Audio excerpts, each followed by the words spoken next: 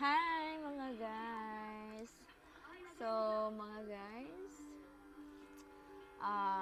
ngayon ang araw na Friday. So ito yung panahon na tayo ay nagugunita sa ating Diyos, o sa ibang salin is yung mga Catholic is sila ay nagdiriwang ng Holy Week. So sa amin naman ay meron din kaming ginugunita sa aming simbahan. Ayun ay araw ng nung time na ipinako si Jesus sa krus ng Kalbaryo. So merong salita o merong sinabi si Jesus sa bago siya nalagutan ng hininga. At iyon nga, ang tawag sa amin nun ay the seventh last word. So, dahil nga medyo hindi na ako nakapag-vlog ng iba pang mga ang nakuhaan ko na lang is yung about do sa mga nangyari doon sa mga inihayag na salita ng 7 mga tumayo na speaker sa pulpito. So, ginanap ang aming every year naman, ang bawat pagganap ng aming 7th last word ay sa Muntalban. So, ayun nga, natapos ng maaga at nakauwi kami ng anong oras na din kasi alam mo yung alas 6 ang tapos nag ano pa kami, syempre biyahe. At ayun nga, sa biyahe namin, anong oras na kami nakauwi. So, hindi na ako masyadong nakapag-vlog ng iba pa yung pag-uwi namin. At yun nga, anong oras na din. So, ngayon lang ako nakapag-update na nakauwi na ako dito sa bahay. So, ako lang kasi ang nakapunta sa sa sa paggunita o sa Montalban dahil kakulangan din ng alam niyo yon, kaperahan, dahil kung sasama kasi kami lahat is yung aming pamasahe. So, thanks God kasi hindi nga sumama sila dahil nagkaroon din naman ng aberya dahil umulan. Tigit sa lahat kasi bitbiting ko pa yung aking yung aking PWD. Syempre sobrang pagod talaga kung kasama pa silang lahat. So yun nga mga guys, bali yung time na nangyari is napakasaya. Ito kasi yung taon na ginaganap namin tuwing buwan ng April. So pagka tuwing araw ng buwan o tuwing buwan ng April is nandun kami sa paggunita na ginugunita namin ang araw ng Panginoon. Kung sa mga Katolik is nagugunita sila, kami din ginugunita namin o pinapasalamatan namin ang mga ginawa ng Diyos sa aming buhay dahil sa pagligtas sa amin, at kami ay niligtas ng Diyos. So ayun mga guys, ipakikita ko sa inyo yung mga video o yung mga aking nakuha ng mga vlogs about sa aming seventh last word. At video na ipakikita sa inyo, ayun yung mga ginugunita o yun yung aming ginagawa sa tuwing kami ay nasa Montalban. So actually, nakailang last word na ang send ko dito sa aking vlog. So bali ngayon is pangatlong 7th last word na ang aking nai-upload sa aking YouTube channel. So ayan mga guys, panoorin niyo po yun, ang aking mga yun guys, pakikita ko sa inyo yung mga nangyari. So, ayan, dahil nandito na ako sa bahay. So, ayan. Dahil ano oras na rin, this oras na ng gabi. So ayan. Ayan mga chikiting ko, yan. So, nanonood kami about dun sa kay Jesus din. Yung sa TV. So, pinapanood namin yun. So, ayun yung guys. Aking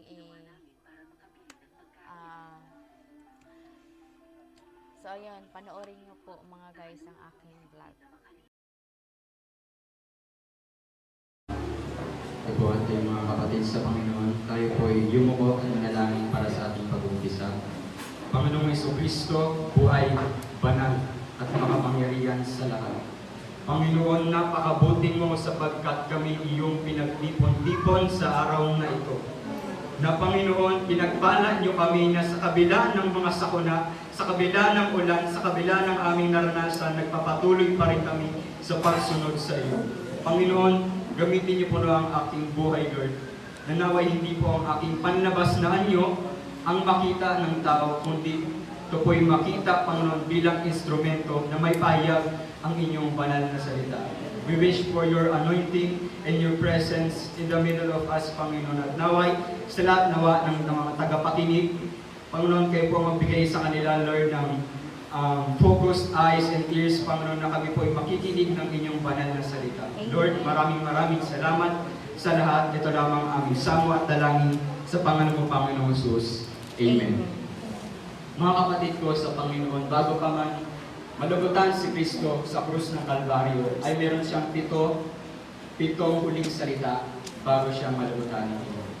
Ang unang salita sa pitong last words ni Kristo sa krus ng Kalbaryo ay matatagpuan sa Lucas 23:34 na nagsasabi, Ama, patawarin mo sila sapagkat di nila nalalaman ang kanilang ginagawa. Mga kapatid ko sa Panginoon, ito lamang ang verse na ito ay patunay na napakabuti ni Kristo. Bakit? Anong sabi? Kahit di alam ang ginagawa.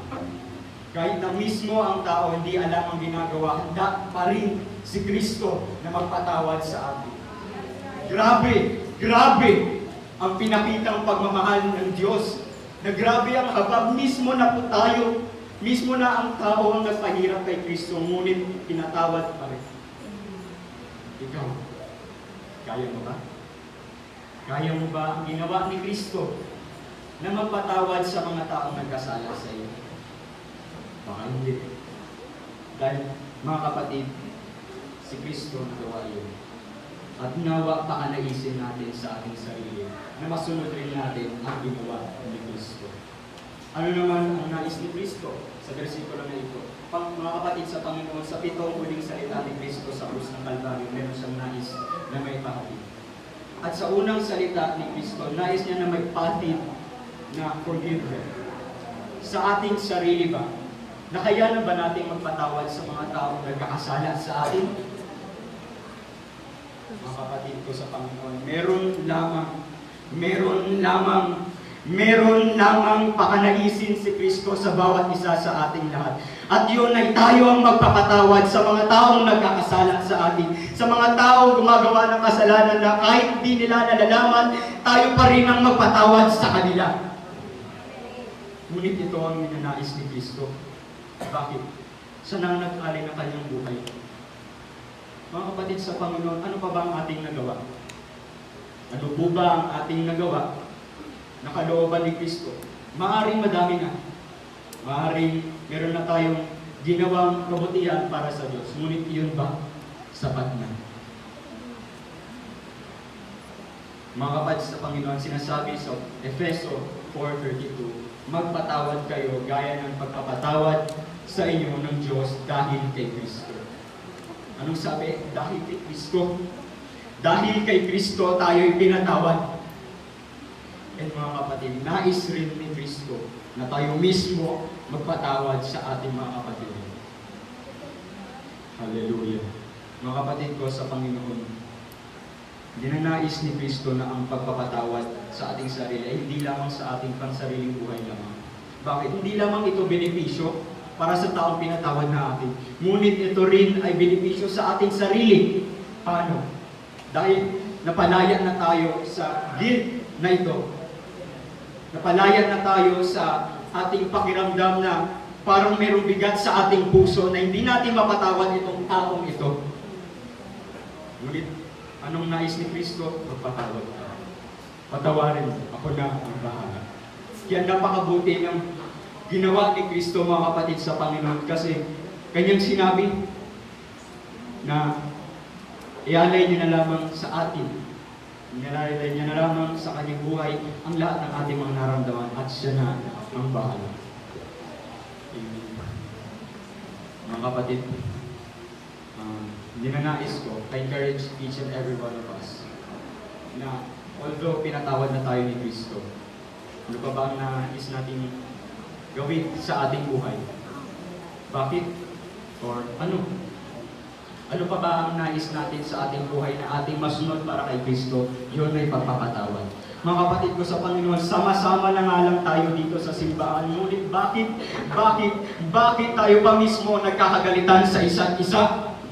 Bakit tayo pa mismo ang nagdudulot ng disappointment sa mga taong ating minamahal? Mga kapatid sa Panginoon, hindi ba sama-sama na tayo dito? Sama-sama na tayo sa isang layunin, kundi ang malangit, kundi ang masunod ang kalooban ni Kristo. Ngunit bakit pa tayo mismo sa ating sarili, hindi tayo nagkakaisa sa ating mga ginagawa? Bakit? Anong dahilan? Pride? Humbleness? Mawala. Kaya mga kapatid ko sa Panginoon, nais ni Kristo na huwag ka nang bumalik sa buhay na iyon. Buhay na makasalanan dahil ito ang nais ni Kristo na pag-gamit ka niya. Isipin mo na sa iyong sarili na baka tinatalikuran mo na ang Kristo sa iyong ginagawa. Kaya mga kapatid ko sa Panginoon, ninanais ni Kristo na tayo'y magpatawad sa isa't isa. Bakit? Nakita niya sa krus ng Kalbaryo, estado ng mga tao. Bawat isa sa ating lahat, nakikita niya ang ating buhay. At nakikita niya ang mga tao, nagkakagalitan, nagkakaalitan, nag-aaway-away. Kaya sinabi niya sa kanyang last word na ito, na napakabuti ni Kristo. Bakit? Pinatawad niya na tayo sa ating mga kasalanan. Kahit man mismo sa ating sarili, hindi natin ito nalalaman. Kung tutuusin, wala pa nga tayo sa kalingkingan ng ginawa ni Kristo. Bakit? Sa mismo pinahirapan. Mga kapatid ko sa Panginoon, naranasan mo na ba na kayo pahirapan, patayin? Bakit? Wala ka namang ginawa. Ika'y inosente. Si Kristo inosente, ngunit anong ginawa niya? Siya pa rin nagpatawad sa kabila ng mga iyon. Kaya, mga kapatid ko sa Panginoon, ano pa ba? Ano pa ba? Ano pa ba ang iyong puso? Bakit hindi mo kayang buksan, hindi mo kayang patawarin ang kapatiran mong nagkasala sa iyo? Bakit? Perfecto ba tayo? Alam ko at nalalaman natin lahat na tayo rin mismo may pagkakasala at mayroong pagkukulang sa ating buhay na Diyos. Kaya, it is not our pride and authority na tayo ay magmataas sa ating sarili sapagkat yun ang ninais ni Kristo sa ating buhay. Sunod, mga kapatid, ang sakripisyo ni Kristo. Ano ba ang i-sacrifice ni Kristo nung ang kanyang buhay? Para sa kanino, sa mga taong hindi nalalaman ang kanilang ginagawa. Grabe naman yan, mga kapatid. Mismo ng mga tao, hindi naman nalalaman ang kanilang ginagawa, ngunit isasakripisyo pa ang buhay niya para sa mga taong ito. Karapat-dapat ba sila? Mga kapatid ko sa Panginoon, sinasabi dito sa versikulo, for they know not what they do. Sapagkat di nila nalalaman ang kanilang ginagawa. Sino ba ito? Ating kung tutukuyin na sa krus ng Kalbaryo habang na siya'y nakalublok at pinako sa krus, meron pong maaaring dalawang mga tao na nagiging dahilan kung bakit nasabi niya ang bagay na ito. Una, ang mga Romano. Baka kasi, ang tinutukoy dito ni Kristo ay mga tao o yung mga Romano na hindi talaga alam na si Kristo ang buhay na Diyos. Or maaari, na ito ang masakit, maaari na ang mga Hudyo na mismo, mga Hudyo na nalalaman na inosente si Kristo, ngunit hindi tinatanggap na siya ang tagapagligtas. sila ang mga taong di nalalaman ng kanilang ginagawa. Bakit? Kasi nalalaman nila ang ginagawa nito hindi pa nakalugod-lugod kay Kristo. Na kanilang ginagawa na ito, tinatalikuran na pala nila si Kristo, na kahit alam nila sa kanilang sarili na hindi siya nagkasala. Bakit? Hindi lang talaga nila tanggap na nakapagligtas si Kristo. At maaaring nakakonect yun sa ating dalawa, sa ating lahat mga kapatid ko sa Panginoon. Na maaaring merong dalawa sa atin, hindi alam ang ating ginagawa, okay lang yun. Hindi alam na pagkakasala na pala, ngunit ang mahirap mga kapatid ko sa Panginoon na alam mo na nakasalanan ng iyong ginagawa, ngunit patuloy mo pa rin ginagawa.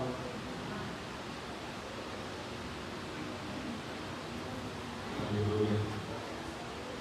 Nawa mga kapatid ko sa Panginoon, ating pakanaisin sa ating sarili na hindi natin talikuran ang Diyos. Pinatawad na tayo. Ngunit bakit pa tayo tatalikod?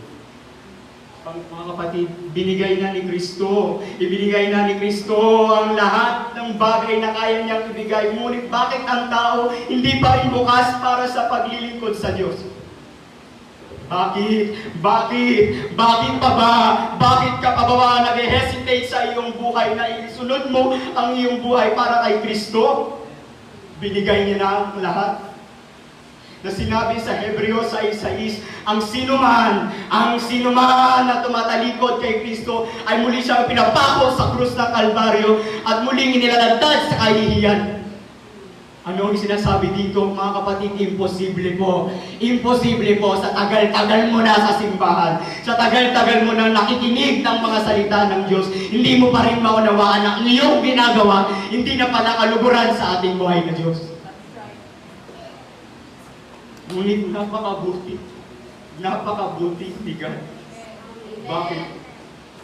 Tayo na mismo ang tumatalikod kay Kristo. Ngunit bakit pa si Kristo ang lumalapit sa atin? Bakit pa tayo mismo ang nagpapahirap kay Kristo? Sabi sa bersikulo, muli nating pinapapako si Kristo sa krus ng Kalbaryo at muli siyang pinapaya saan? Sa ating mga kasalanan. Mga kapatid, hindi ka ba naawa? Hindi ka ba naawa? Ang Diyos na dapat sana hindi pinahirapan. Ang Diyos na dapat sana hindi papatayin. Na dapat sana patayin tayo na tayong nagkasala. Ngunit sino ang gumawa? Si Kristo. Siya ang nag-alay. Para kanino sa ating hindi karapat-dapat. Kaya mga kapatid ko sa Panginoon, ano pa ba ang dahilan? Ano pa ba ang dahilan na ikay magkakasala? Pinatawad ka na ni Kristo. Ngunit nagpapatuloy ka pa rin. Ano pa ba ang dapat na gawin ni Kristo? Mga kapatid ko sa Panginoon, makinig po tayo. Hindi na po pwede na mamatay ulit si Kristo sa krus ng Kalbaryo para sa ating mga kasalanan. Sapagkat ang isang beses na iyon ay sapat na, at sapat na iyon para sa kapatawaran natin.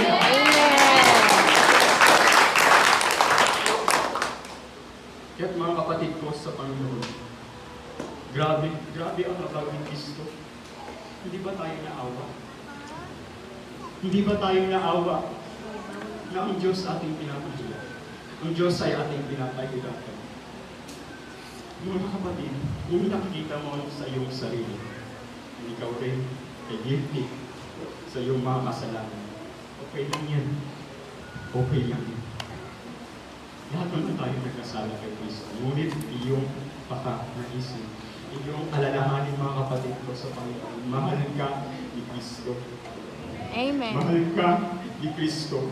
Handa kanyang patawarin ulit kahit ikaw mismo nagkakasala sa Kanya. Na handa kang patawarin ni Kristo kahit naman mismo ikaw ang tumatalikod. Kaya mga kapatid ko sa Panginoon, bakit pa po ba tayo tatalikod? Ano pa ba ang dapat gawin ni Kristo para sa atin na tayo sumunod? Kaya mga kapatid, ating lubos ang pakanaisin sa ating sarili.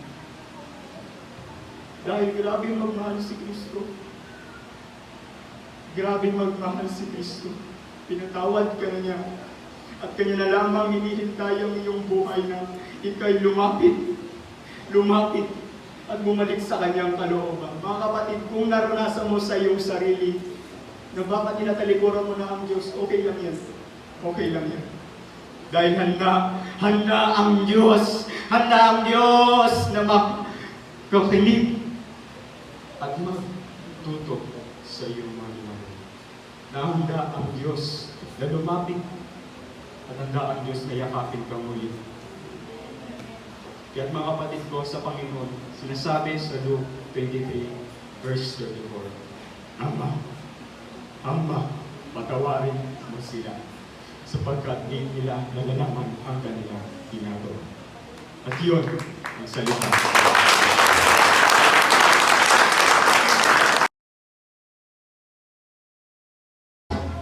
Isang pinagpalang araw po sa ating lahat. Akin po kayong pakakadalhin sa ikalawang salita na sinabi ni Jesus bago siya malagutan ng hininga sa krus ng Kalbaryo. Sinasabi ko sa iyo, isasama kita ngayon sa paraiso. Ako po muna ay mag-aalay ng isang maikling panalangin. Tunay nga, Panginoon, na ikaw ay buhay, banal ang pangyarihan sa lahat. Lord, maraming salamat sa mga pangako mo, Panginoon, na aming pinanghahawakan pa ngayon kung bakit kami naririto, Lord. Salamat sa kaligtasan, Panginoon, na iyong binigay sa amin. Gamitin mo ako, Panginoon, bilang instrumento, Lord, ng malahagi ng iyong ikalawang salita, Panginoon. Bigyan mo po ako ng triple portion of anointing, Lord. Itago mo ako sa iyong likuran upang ang kaluwalhatian mo ang siyang makita sa aking buhay, Panginoon. Sa iyo lamang ang pinakamataas na papuri at parangal at pagsamba sa tanging pangalan mo, Jesus, na aming Diyos at nag-iisang tagapagligtas. Atin pong alamin kung bakit sinabi ni Jesus na isasama kita ngayon sa paraiso. Matatagpuan po ang tekstong ito sa Lucas 23:39 hanggang 43. Tinuya siya ng isa sa sariling nakapako sa tabi niya at sinabi, "Hindi ba ikaw ang Kristo?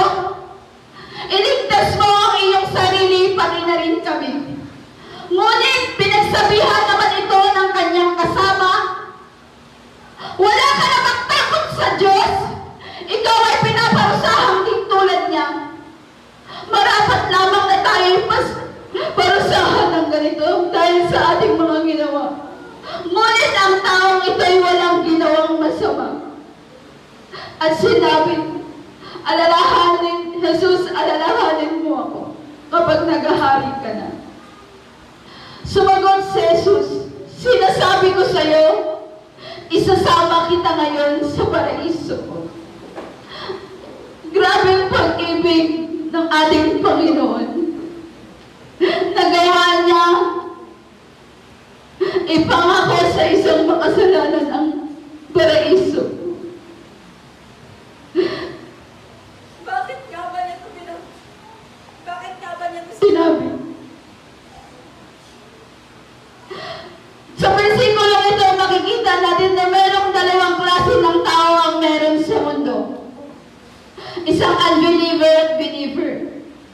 Maraming unbeliever na nagsasabi, mapagmahal ng Diyos. Naiintindihan niya kung anong ginagawa namin dahil hindi kami magsimba. Nauunawaan kami ng Panginoon. Tama, mapagmahal ng Diyos. Mapangunawa ang ating Panginoon. Pero yung pagpakot sa krus ng Kalbaryo, sapat na ginawa ng Panginoon para sa atin. Pero tayo, ano bang ginawa natin para sa Panginoon? Meron na ba tayong nagawa para sa Kanya? Tayong mga unbeliever, mga lingkod ng Panginoon, nag-aking lingkod ng Panginoon, ating ipagtanggol ang ating Diyos katulad ng isang kasama niya na nakapako. Anong sinabi niya? "Wala ka namang takot sa Diyos. Ikaw ay pinaparusahan din tulad niya." Tama lamang na tayo ay parusahan ng nandito dahil sa ating mga ginawa. Ngunit ang taong ito'y walang ginawang masama. Grabe ang pagtanggol niya sa Panginoon. Nakasama lang niya parusahan ng Panginoon. Pero tayo, kilala natin siya. Binabasa natin araw-araw yung mga salita ng Panginoon. Grabe na natin kakilala ang Diyos. Kaya rin ba natin siyang ipagtanggol? Ipagtanggol sa mga tao na katulad na nagtuya sa Kanya? Maraming unbeliever na umusik sa ating Panginoon. Anong ginagawa natin bilang lingkod ng Panginoon? Pinagtatanggol ba natin ang Kanyang salita? Pinagtatanggol ba natin si Jesus sa kanila? Ang sabi sa Santiago 2:14, mga kapatid, ano ang pakinabang kung sabihin ng isang tao na siya ay may pananampalataya, ngunit hindi naman niya ito pinapakita sa gawa? Hindi pala sapat, kapatid, hindi sapat na tayo lamang ay maniwala sa ating Panginoon. Hindi lamang sapat na kilala lang natin ang ating Panginoon. Kailangan pala, meron tayong gagawin. Ano ba yung isa sa pinakautos ng ating Panginoon? Ihayag ang Kanyang salita. Masipag ba tayong maghayo? Minsan kasi, lagi natin gina-question yung ginagawa ng Panginoon para sa atin. Pero minsan hindi natin gina-question ang ating sarili. Meron na ba akong nagawa sa Panginoon? Puro pabor ang hinihingi natin sa Panginoon. Iligtas tayo sa kahirapan na meron tayo ngayon. Pero nakasunod ka ba sa kalooban ng Diyos? Sabi niya sa Kanyang salita, sa Roma 6:23, sapagkat kamatayan ang kabayaran ng kasalanan, ngunit ang walang bayad na kaloob ng Diyos ay buhay na walang hanggan. Amen. Sino dito ang nagnanais ng buhay na walang hanggan? Amen. Sino dito ang nagnanais na mamunta sa langit? Amen. Amen. Lahat tayo nagnanais na malangit. Isa yan sa mga goal natin. Heaven is our final home. Ang goal ng RCJC ay mapunta sa langit. Maging ang mga tao sa labas na hindi nakakakilala kay Kristo, nais na mapunta sa langit. Pero patuloy pa rin sila sa pagkakasala. Anong sabi? Ang kabayaran ng kasalanan ay kamarusahan. Walang hanggang kamatayan. Kaya kapatid ko, nagpapatuloy ka pa sa iyong pagkakasala. Nagpapatuloy ka pa sa ginagawa mo ngayon na hindi kalugod-lugod sa Diyos. Na hindi kalooban ng ating Panginoon. Hindi ka mapunta sa langit. Kahit ang nais mo malangit, hindi ka mapupunta sa langit. Mahirap makapunta doon. Simbahan ka, mahirap mapuntahan eh. Diba? Pag wala kang pamasahe, hindi ka makapunta sa simbahan. Langit pa kaya? Kaya kapatid, kung nais mong mapunta sa langit, gawin mo ang kalooban ng Panginoon. Huwag kang magsawa. Grabe pangako ng Panginoon, langit. Kung ngayon pa lang susuko ka na, kung ngayon pa lang nahihirapan ka na, hindi ka makarating sa langit. Ipagkatiwala mo yung buhay mo sa Panginoon. Anong sabi? Ang sabi ng isang makasalanan, alalahanin mo ako kapag naghahari ka na. Grabe ang faith! Grabe ang pagkatiwala niya sa Panginoon. Na kanya pinagkatiwala ang kanyang buhay. Kaya pinangako sa kanyang langit. Ikaw, kanino ka nagtiwala? Sa mga kaibigan mo? Sa pamilya mo? Sa kasama mo sa bahay? Kanino ba tayo nagtitiwala? Magtiwala ka sa Panginoon. Kung ikaw ay naglilingkod sa Diyos, ikaw ay gumagawa sa kanyang kalooban, hindi ka matakot mamatay. Hindi ka matakot mamatay. Dahil nakasunod ka sa kalooban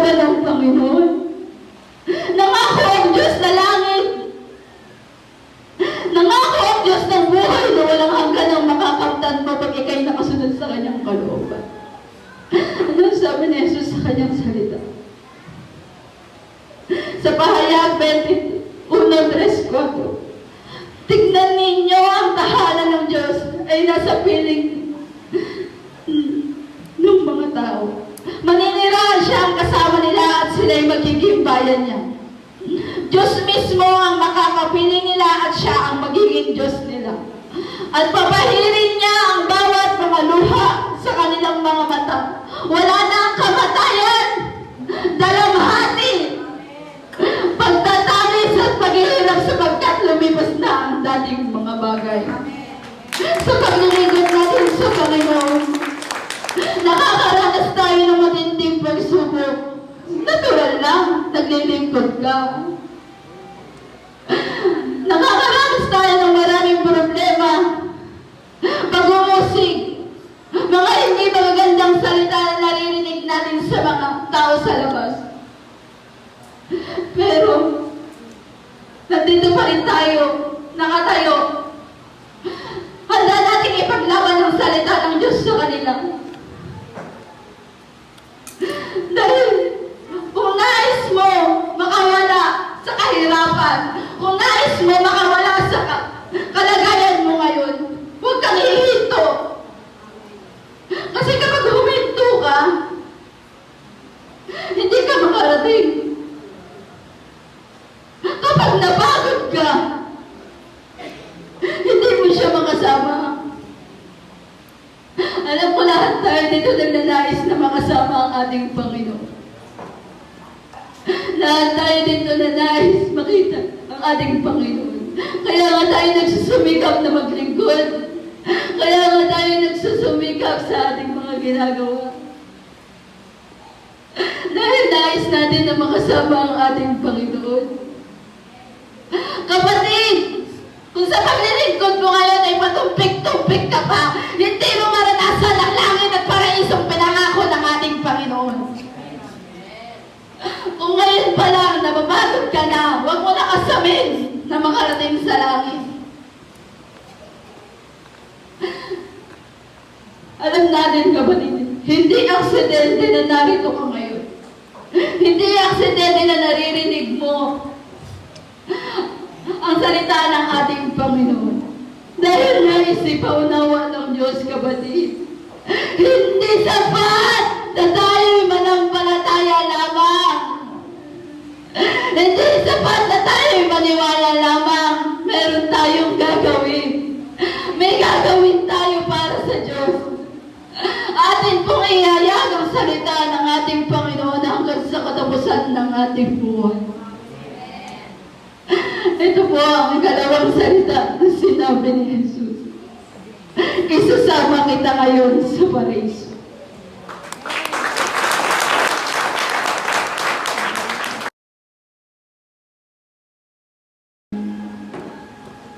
Ang pangatlong salita na sinabi ni Jesus sa krus ng Kalbaryo bago siya malagutan ng hininga ay matatagpuan sa Juan Kapitulo 11, versikulo 26 hanggang 27. Nang makita ni Jesus ang kanyang ina at ang kanyang minamahal na alagad sa tabi nito, sinabi niya, "Ginang, narito ang iyong anak," at sa kanyang alagad, "Narito ang iyong ina."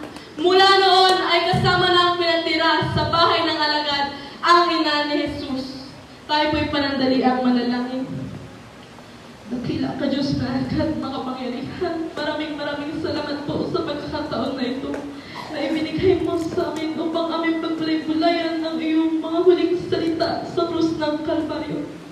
Dalangin po namin, Panginoon, na sa oras na ito ay kayo po ay patuloy na dumaloy sa panambahan na ito, Panginoon, na iparamdam mo po sa amin ang iyong presensya. At ako, Panginoon, ay gamitin mo bilang iyong instrumento. Nalangisan mo po ang aking mga labi na bawang katotohanan lamang ang aking masasambit sa oras na ito. Minsan pa, Panginoon, sa iyo lamang namin ibinabalik lahat ng papurit pasasalamat sa tanging pangalan mo lamang ang aming Diyos na tagapagligtas. Ang lahat po'y magsabi ng amin. Ano nga bang ibig sabihin ng salitang itong mga kapatid? Bakit kinakailangan sabihin ng ating Panginoon kay Maria na ginang narito ang iyong anak?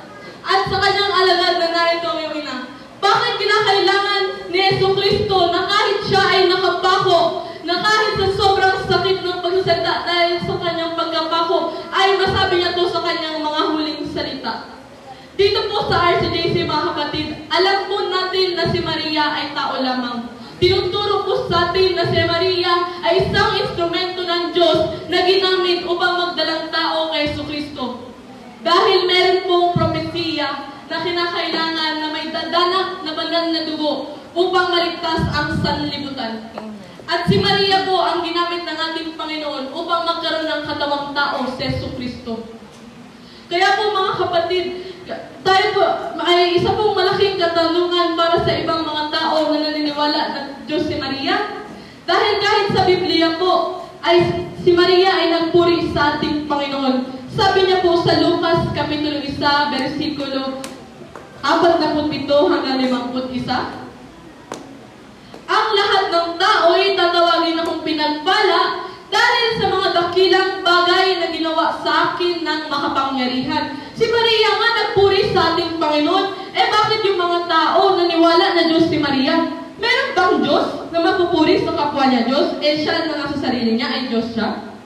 Wala, di ba? Kaya po mga kapatid, ating tanongin sa ating mga sarili na bakit ang mga tao ngayon naniwala na Diyos si Maria? Si Maria nga, alam niya sa sarili niya na pinagpala siya.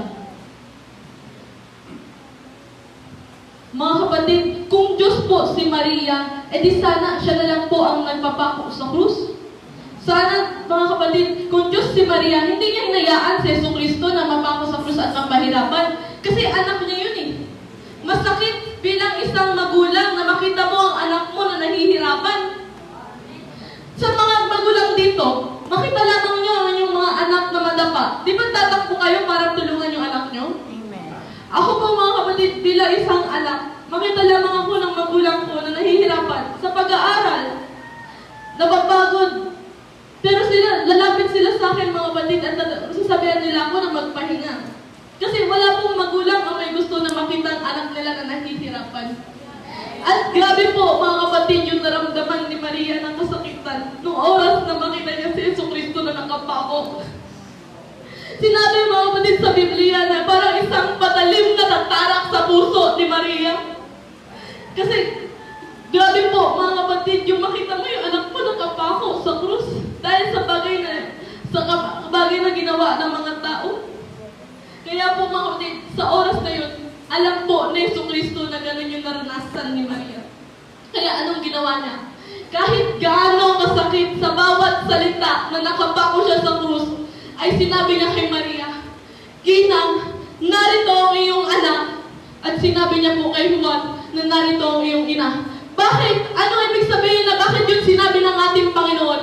Dahil hinabilin po ni Jesucristo si Maria kay Juan.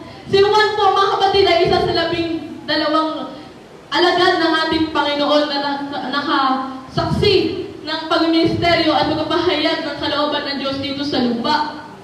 Si Juan po ang tanging alagad ng ating Panginoon na nag-stay kay God nung oras na siya ay mapako sa krus.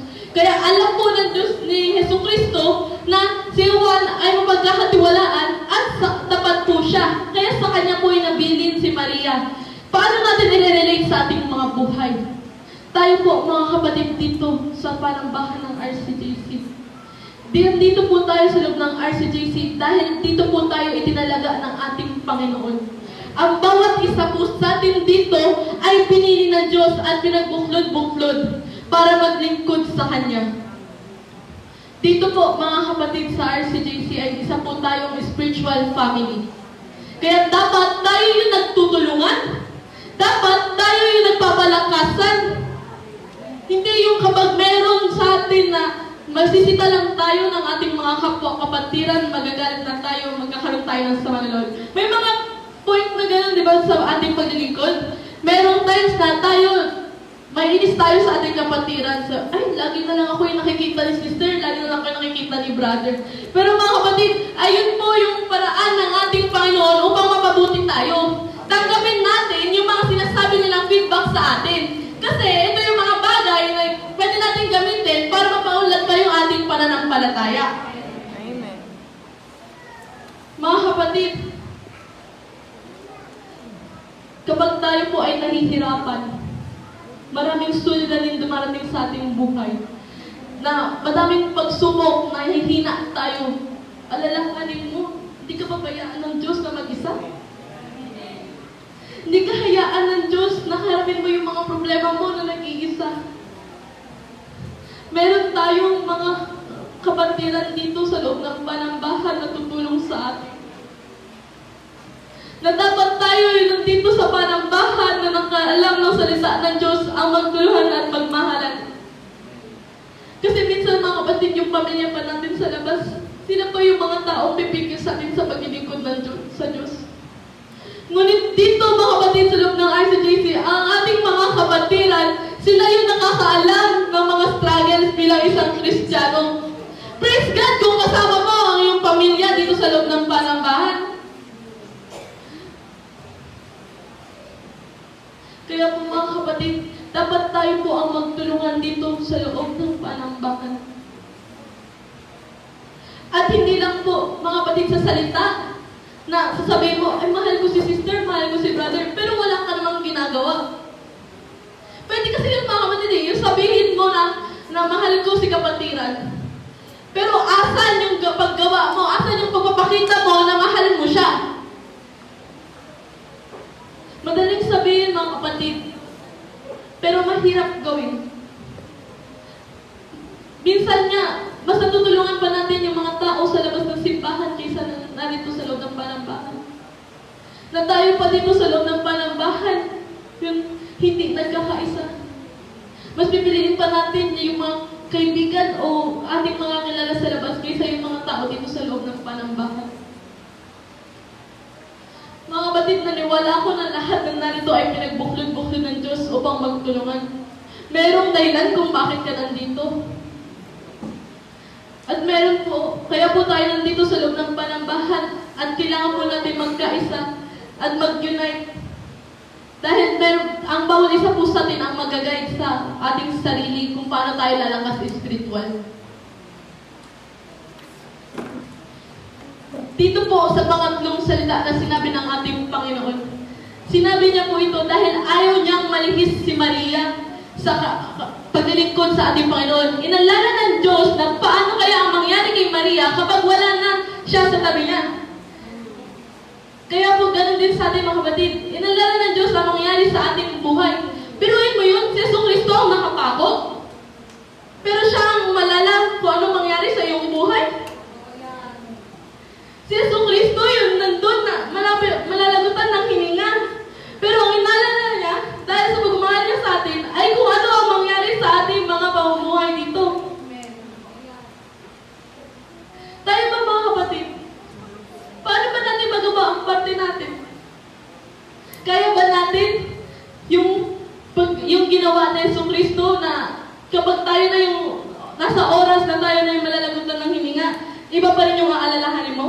Hindi mo isipin yung kalagayan mo? Grabe po ang pagmamahal sa atin ng ating Panginoon. Hindi niya po tayo hinayaan. Bagkus siya po yung nagbigay sa atin ng mga taong ating makakasama. Paano na lang kaya mga kapatid kapag umabot sa point na tayo yung malapit ng malagutan na nanghihina pisikal? Paano ang pamilya mo? Meron na ba mga tao, meron ka na bang mga panambahan na mag-aalaga sa buhay espiritual ng pamilya mo? Dapat po mga kapatid ay magkaroon tayo ng pag-ibig na kagaya ni Yesu Cristo. Dapat bigyan natin ng importansya yung buhay ng mga tao na hindi pa nakakilala sa Diyos.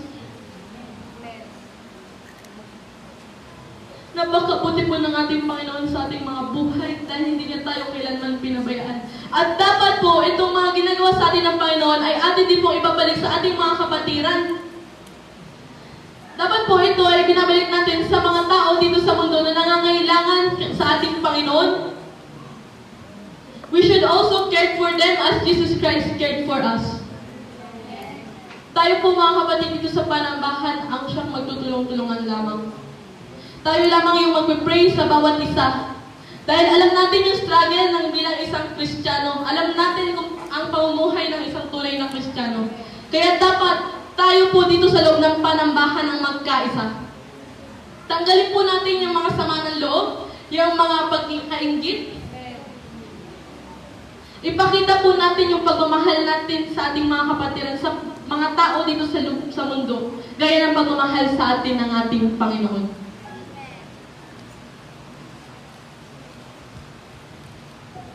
Mga kapatid, napakabuti ng Diyos kasi kahit na siya yung nakapako sa krus, ay inalala pa rin niya kung anong mangyari sa ating mga buhay.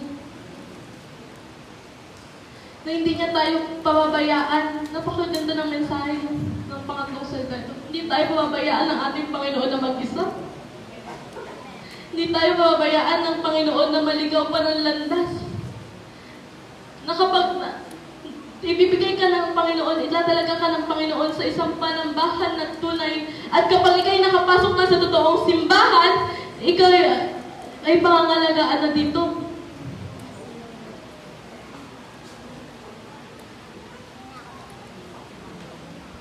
Kaya po kinakailangan bilang tayo mga Kristiyano, mga lingkod ng ating Panginoon, ay gawin po natin ang ating part natin.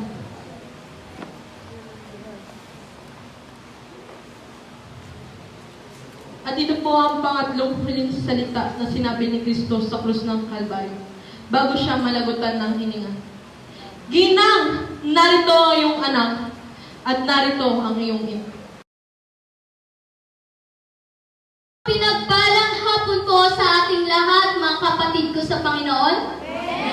Ito naman po ang oras na kayo po ay aking dadalhin sa ika-4 na salita ni Kristo bago siya malagutan ng hininga sa krus ng Kalbaryo. Ayon sa Mateo Kapitulo 27, versikulo 46, noong mag-alas 3 na ng hapon, sumigaw si Jesus, Eli, Eli, lama sabachthani, na ang ibig sabihin, Diyos ko, bakit mo ako pinabayaan? Tayo po ay lungkot na lalaki. O Diyos, na dakila na may-ari ng aming mabuhay, lubos kami nagpapasalamat sa iyong kabutihan dahil ligtas na tagumpay kami nakarating dito sa iyong panambahan upang pakinggan ang iyong 7 huling salita bago ka malagutan ng hininga sa krus ng Kalbaryo. Lord, ako po ay humihingi ng anointing upang akin pong may dala ng maayos ang iyong salita. Ganon din po sa bawat makikinig. Patuloy mo po silang bigyan ng knowledge and wisdom na kanila pong maunawaan ng bawat salita na aking babanggitin. Yun lamang po ang aking samot dalangin. In Jesus' name, Amen. Amen. Akin pong uulitin ang versikulo. Ayon sa Mateo Kapitulo 27 at versikulo 46, na mag-alas 3 na ng hapon, sumigaw si Jesus, Eli, Eli, lama sabachthani, na ang ibig sabihin, Diyos ko, bakit mo ako pinabayaan? Sa lahat ng last word ni Jesus sa krus, ito lang ang nag-iisang patanong, at hindi siya basta tanong lang. Tanong siya na may kasamang matinding emosyon. Tanong na kung ikaw ang makapagsasabi, ano kaya ang iyong naramdaman? Ano kaya ang iyong nararanasan? Bakit ka nakapagbitaw ng ganitong tanong? Masasabi lang natin ng tanong na ito kung pakiramdam natin ay walang may pakialam sa atin. Kung pakiramdam natin ay walang gustong tumulong sa atin sa mga oras na tayo ay nahihirapan. At si Jesus ay nakapagbitaw ng ganitong tanong. Ano ba ang naranasan ni Jesus? Bakit siya nakapagbitaw ng ganitong tanong? Si Jesus, mga kapatid, ay nakaranas ng intense suffering. Nakaranas siya ng matinding paghihirap, physically at emotionally.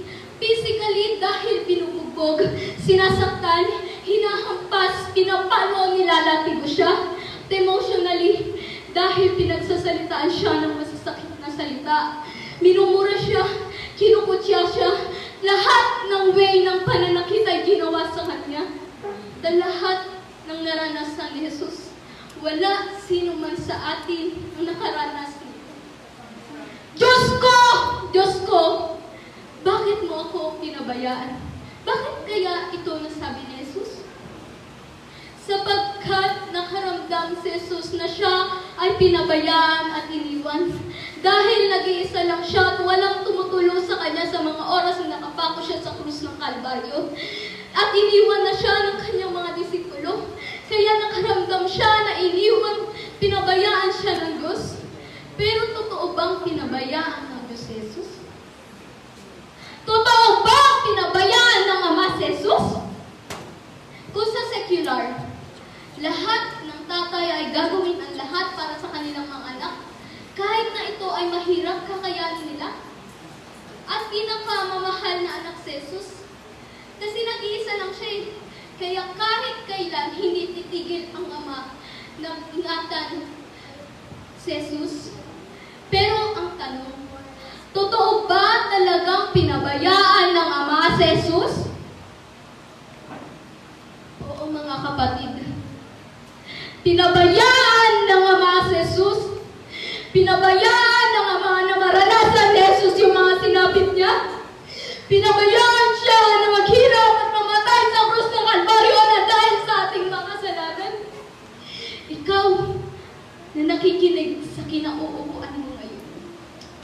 Pinabayaan ng Ama na maghirap at mamatay si Kristo sa krus ng Kalbaryo dahil sa iyo, dahil sa akin, at dahil sa atin. Para tayo ay magkaroon ng kaligtasan. Para tayo ay mapatawad sa ating mga kasalanan. Walang ginawang mali si Jesus para pabayaan ng Ama. Pero sa pagkakataong ito, naghirap at namatay si Jesus sa krus ng Kalbaryo para lang sa atin. Pero sa panahon natin ngayon, walang sino man, kahit yung pinakamabait na tao ay di kayang gawin yung ginawa ni Jesus. Walang sino man ang kaya mag-alay ng kanyang sariling buhay para lang sa kasalanan ng ibang tao. At sa moment ng paghihirap ni Jesus, nagpapakita yun ng pagkamupit ng Diyos sa kasalanan. Kaya pinahintulot niya na mangyari iyon kay Jesus. Pero buo ang loob ni Jesus na ialay ang kanyang buhay para for the forgiveness of our sins. Kasi gano'n niya tayo kamahal. Sabi nga sa John 3:16, sapagkat kayo na lamang ang pag-ibig ng Diyos sa sangkatauhan, kaya ibinigay niya ang kanyang kaisa-isang anak upang ang sino mang sumampalataya sa kanya hindi mapahamak kundi magkaroon ng buhay na walang hanggan. Gano'n tayo Isip pa rin niya tayo kahit na ilang beses natin siya nasasaktan. Sobra-sobra ang pag-ibig na ibinigay ng Diyos at Jesus sa atin. At dahil nito, it cost Him intense suffering. Pero hindi nakita ni Jesus na ganun kahirap ang kanyang pagdadaanan. Jesus paid the price for us. Si Jesus ang naging kabayaran ng ating mga kasalanan. Si Jesus ang naging kabayaran ng ating mga kasalanan sa pamamagitan ng pag-alay niya sa kanyang sariling buhay. Inalay ni Jesus ang kanyang buhay para lang sa atin dahil alam niya na hindi makukuha ang victory kung walang kahirapan. Alam niya na hindi makakamit ang salvation ng tao kung hindi dadaan sa hirap. Alam niya na dapat mayroong mag-sacrifice. Alam niya na siya ba o ang mundo ang maghihirap. Kaya mas pinili niya na lang na siya ang mahirapan. Pinili niya na siya na lang ang magsakripisyo. Bakit? Dahil mahal niya tayo.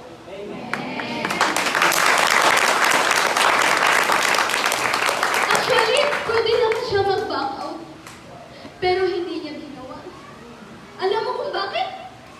Kasi inisip ka niya! Inisip niya ako! Inisip niya tayo! Inisip niya kung ano ang mangyayari sa atin kung hindi niya iaari ang kanyang buhay! Pero ano ang ginagawa ng mga tao? Patuloy sa pagkakasala. Nakakalimutan na ang pag-sacrifice ni Jesus.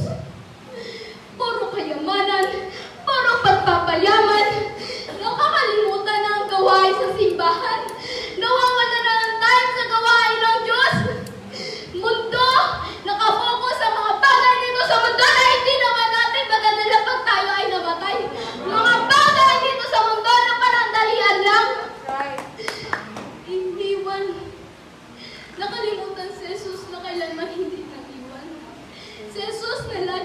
yan pag tayo ay nangangailangan. Si Jesus na hindi tayo pinabayaan. Pero ano ang nangyayari sa Kanya? Siya ngayon ang naiiwan. Kapatid, iniwan ni Jesus ang napakagandang buhay para ipanganak ka sa sabsaban.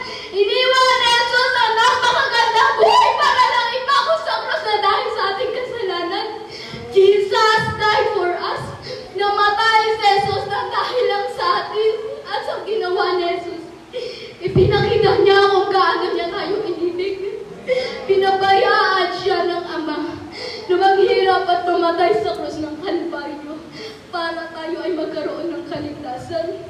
Kaya mga kapatid, ating ibalik ang pag-ibig na ibinigay ni Jesus sa atin. Hindi sa pamamagitan ng pag-alay ng ating buhay, kundi sa pamamagitan ng patuloy na magsunod sa kanyang kalooban. Amen. Huwag natin papabayaan ang ating relasyon sa Diyos. Huwag nating papabayaan na tayo ay manghihina, na tayo ay lalayo, na tayo ay di na makikita sa simbahan. Huwag natin papabayaan ang ating paglilingkod sa Diyos. Kasi si Jesus nga hindi niya tayo pinabayaan. Kahit na sobra-sobra na ang hirap na kanyang nararanasan. Kahit na hirap siya, hindi niya tayo pinabayaan dahil inisip niya tayo. Pero ano ang ginagawa ng mga tao? Konting pagsubok lang lalay. Konting paghirap lang magbabackslide. How much more si Jesus na sobra-sobrang hirap ang kanyang naranasan?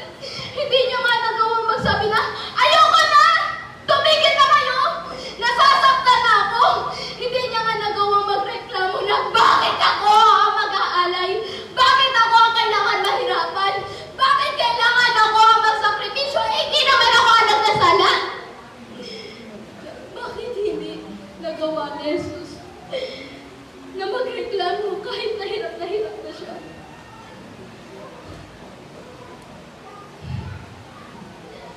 Dahil mahal ka niya. Mahal niya tayo. Kaya kahit na hirap na siya, hindi niya nagawang magreklamo. Pinabayaan niya na mahirapan siya. Pinabayaan niya nasaktan siya, na maliitin siya, nabubugin siya, namurahin siya, naduraan siya, nakutyain siya, nabastusin siya. Pinabayaan niya nasaktan siya. Pinabayaan niya napatayin siya. Kasi mahal ka niya. Ganon tayo kamahal ni Jesus. Ganon tayo kamahal ni Jesus. Kaya huwag nating sayangin ang pagsasakripisyo ni Jesus. Ating ibalik ang pag-ibig na ibinigay ni Jesus sa atin sa pamamagitan ng hindi pagpapabaya sa ating relasyon sa Diyos. Sa pamamagitan ng hindi pagpapabaya sa ating paglilingkod sa Diyos. Huwag nating hayaan na tayo ay manghihina, na tayo ay lalayo, na tayo ay di na makikita sa simbahan. Huwag tayo manghihina kahit na tayo ay nahihirapan, kahit na tayo ay nakakaranas ng pagsubok. Huwag tayong lalayo dahil mayroon tayong Diyos na handang tumulong sa atin. Mayroon ang Diyos na nagmamahal sa atin. Kaya, kapatid, ako ay mag-iiwan ng isang tanong sa inyo. Ano ang kaya mong gawin para sa Diyos? Kaya mo bang ipakita na mahal mo siya? Muli, ito ang ika-4 na salita ni Kristo bago siya malagutan ng hininga sa krus ng Kalbaryo. Binabalik ko ito. Ang ika-5 salitang kaniyang binanggit bago siya malagutan ng hininga sa krus ng Kalbaryo. Nauuhaw ako na ating matatagpuan sa Juan Kapitulo 11, versikulo 28. Bago tayo magsimula, kapatid, tayo po muna ay umuko at habang ako ay panandaliang manalangin. Dakilang Diyos na buhay at makapangyarihan sa lahat, Patuloy ka naming pasalamatan, Panginoon, sa panibagong pagkakataon na iyong pinagkaloob sa amin. Nawa, sa oras na ito, Panginoon, ikaw ang magbuhos ng triple portion of anointing sa akin, Panginoon, na iyong abang lingkod, na magdadala ng iyong salita. Nawa ang lahat ng aking sasabihin ay tumimo sa aming mga puso't isipan, na aming maalaala kung gaano ka nahirapan sa krus ng Kalbaryo. Panginoon, ikaw po nawa ang siyang patuloy na maggabay sa aming gawain sa oras na ito.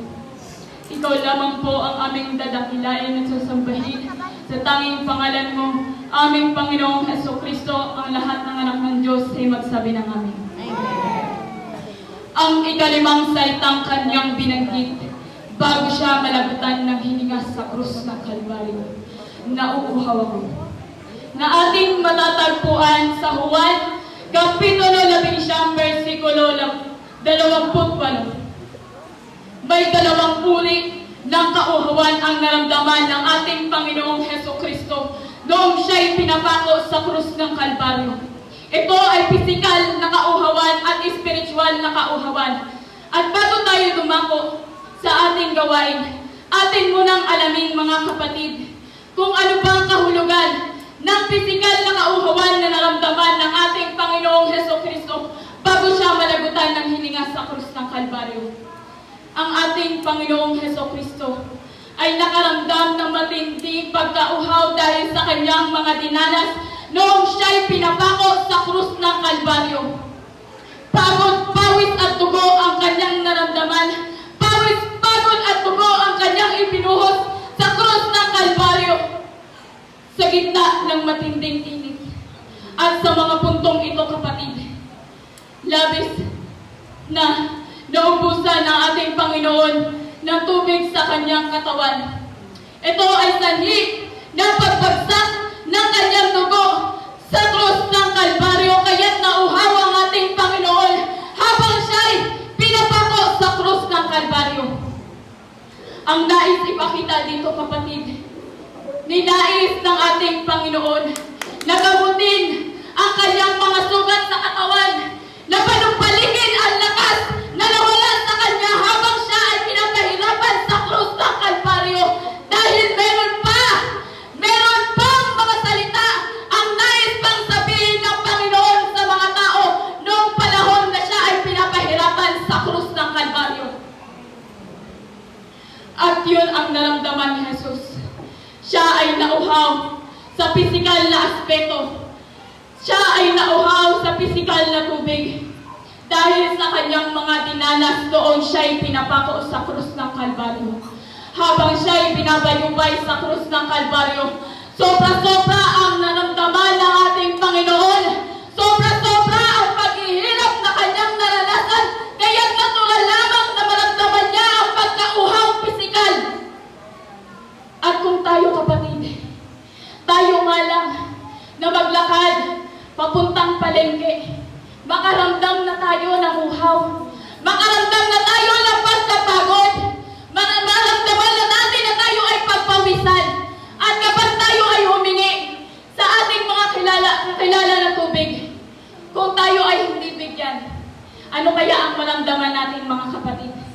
Ano kaya ang maramdaman natin kung hindi tayo bigyan ng tubig na kailangan natin sa mga panahon na tayo ay napagod at nakaramdam ng pagkauhaw?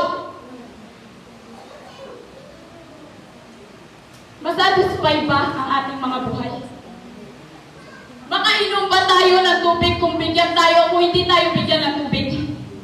Hindi tayo makakainom ng tubig, kapatid. At hindi masatisfy ang ating mga sarili kung walang taong magbigay ng tubig sa atin. At ang pagkauhaw ay mananatiling pagkauhaw pa rin. Bakit? Walang nagbigay sa atin ng tubig sa oras ng pangangailangan natin.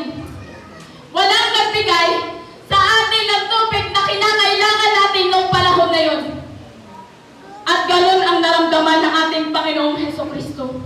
Nauhaw ang ating Panginoong Hesukristo dahil noong mga panahon na yun, walang nagmalasakit sa ating Panginoong Hesukristo. Nabigyan man lamang siya ng tubig upang makapagsalita pa ng mga Kalbaryo. At ito po ang dahilan ng pagkauhaw ng ating Panginoong Hesukristo sa krus ng Kalbaryo, sa pisikal na aspeto. At kung ating unawain, mga kapatid, ang ikalimang salitang kanyang binanggit bago siya malagutan ng hininga sa krus ng Kalbaryo ay hindi lamang pumapatungkol sa pisikal na kauhawan. Ito ay pumapatungkol sa spiritual na kauhawan. Ang spiritual na kauhawan na naramdaman ng ating Panginoong Hesukristo ay ang pangangailangan niya ng mga panahon na yon sa mga tao na nangako sa Kanya na maglilingkod hanggang dulo. Maglilingkod hanggang dulo, mga kapatid, na nangako mananatili sa Panginoong Hesukristo kahit anong mangyari. Ngunit noong mga panahong iyon, iisa lamang sa 12 apostol ang nanatili sa ating Panginoon habang siya'y pinapahirapan sa krus ng Kalbaryo. Iisa lamang, mga kapatid. Kaya nauhaw ang ating Panginoon. Bakit? Wala sa mga pinili niya ang nagmalasakit sa ating Panginoong Hesukristo. Wala nagmalasakit sa ating Panginoong Hesukristo na tulungan man lang bigyan ng tubig upang ang kauhawan ng ating Panginoong Hesukristo ay hindi niya maramdaman. Kaya nauhaw ang ating Panginoong Hesukristo sa pisikal na aspeto. Kung bigyan natin, nung panahon na yun, binigyan natin ng tubig, binigyan siya ng tubig sa krus ng Kalbaryo. Nakainom siya ng tubig. Hindi sana siya mauhaw. Hindi sana siya makaramdam ng uhaw. Noong panahon na yun, dahil merong tubig, dahil merong tao na binigay ang pangangailangan ng Diyos na hinahanap ng ating Panginoong Hesukristo.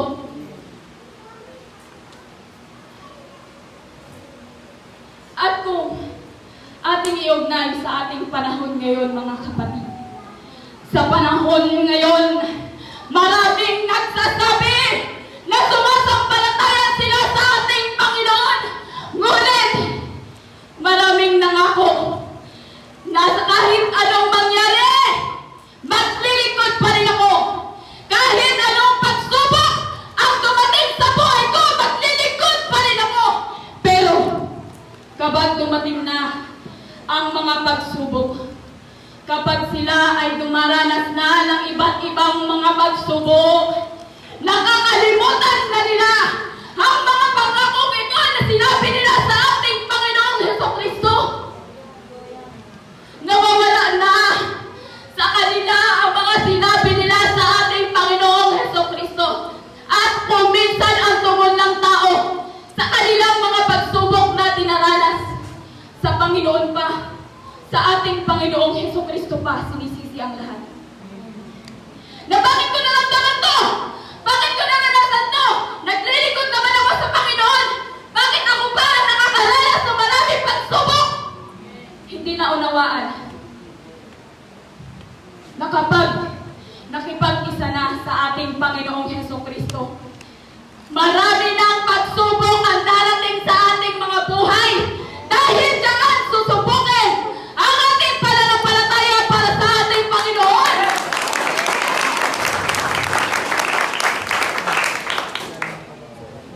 Kung ating mapansin, mga kapatid,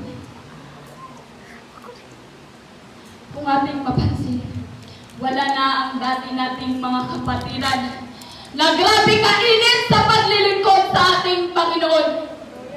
Nasaan sila?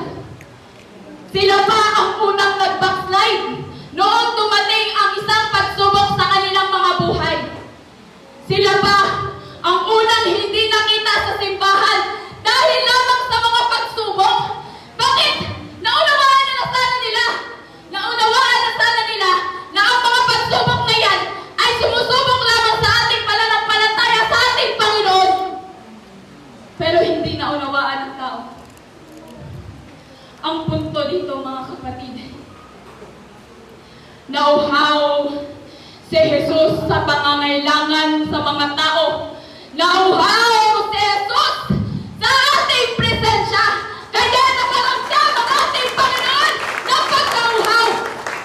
Spiritual. Kaya anong tugon natin, mga kapatid? Ano po ang tugon natin sa ating Panginoong Hesukristo? Handa ka ba? Handa ka ba na babalik sa ating Panginoong Hesukristo? Handa ka ba na mag-iinit muli sa ating Panginoong Hesukristo? Yes! Dapat kapatid, dapat handa tayo na babalik sa ating Panginoon. Dapat handa tayo na mag-iinit muli sa ating Panginoon dahil kung ibigay natin ang pangangailangan na hinahanap ng ating Panginoong Hesukristo, hindi na makaramdam ng pagkauhaw ang ating Panginoong Hesukristo.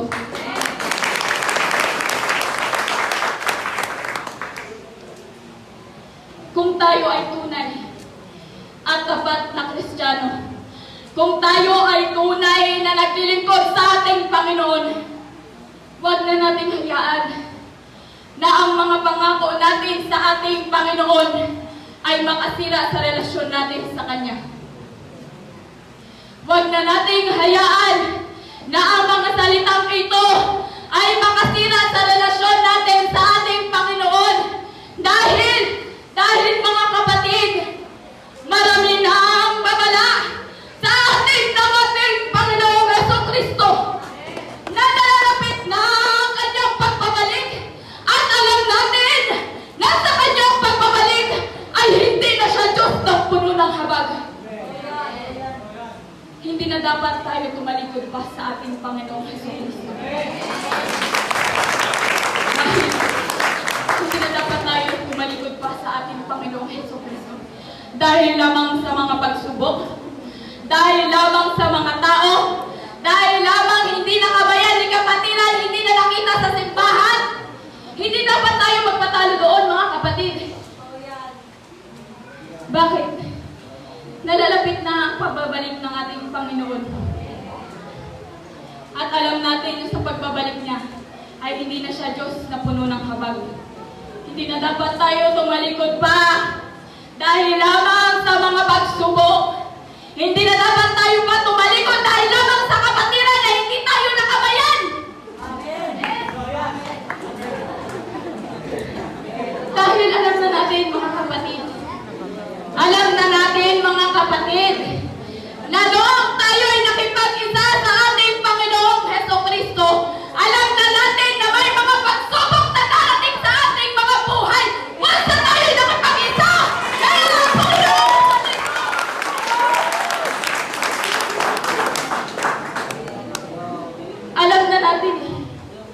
Alam na natin, naunawaan na natin, naintindihan na natin, na kapag tayo ay nakipag-isa, sigurado na kapatid na maraming pagsubok.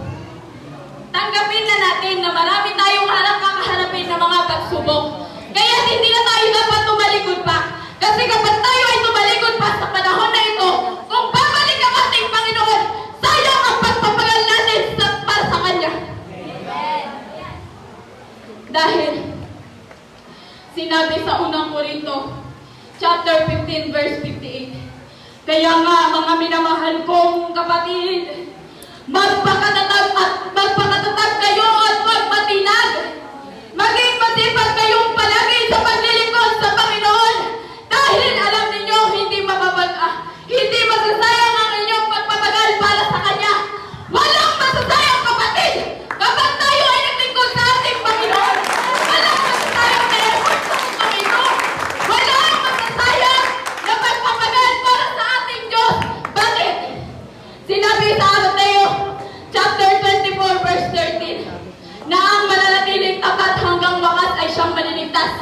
Kaligtasan, kapatid, ang nag-aantay sa atin kapag tayo ay sumunod sa ating Panginoon. Kaligtasan ang ating mga kamit. Diyos ang mag-iintay sa atin sa kalangitan kapag tayo ay sumunod sa ating Panginoong Hesukristo.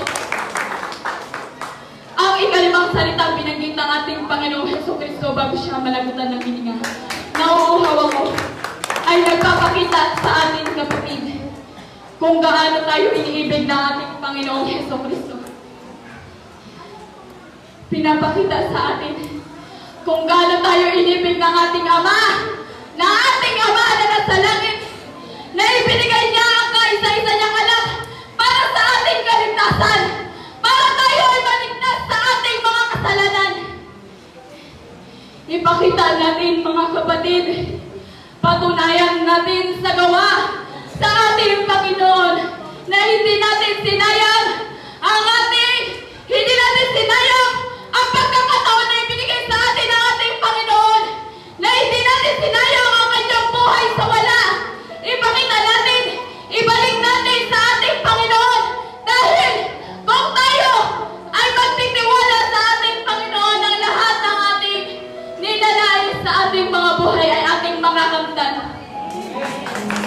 Dahil kung tutuusin, kapatid, tayo dapat ang nahirapan ng mga panahon na yun. Tayo dapat ang nahirapan sa krus ng Kalbaryo. Hindi dapat ang ating Panginoong Hesukristo ang nahirapan. Kasalanan natin yun eh. Hindi niya kasalanan yun. Hindi niya kasalanan yun, mga kapatid. Pero dahil sa kanyang pag-ibig sa atin, dahil sa pag-ibig ng ating Ama na nasa langit, dahil sa pag-ibig ng ating Diyos sa atin, pinalaya tayo sa ating mga kasalanan. Pinalaya tayo, naging malaya tayo sa ating mga kasalanan dahil sa kanyang habag at pag-ibig sa atin. Dapat tayo yun. Kung tutuusin, dapat tayo mahirapan. Pero dahil tayo ay inibig ng Diyos, dahil tayo ay inibig ng ating Panginoong Hesukristo, hinayaan niya ang kanyang sarili na ipako sa krus. Hinayaan niya ang kanyang sarili pahirapan, magpitpit na napakabigat na krus para naman sa ating kasalanan. Mga kapatid, kung ating ibalik sa kanya ang pag-ibig na ibinigay niya para sa ating lahat, kung ating ibigay ang ating mga pagsunod sa ating Panginoon, kung ating ibalik ang pangangailangan ng ating Panginoong Hesukristo, hindi na makaramdam pa siya muli ng pagkauhaw.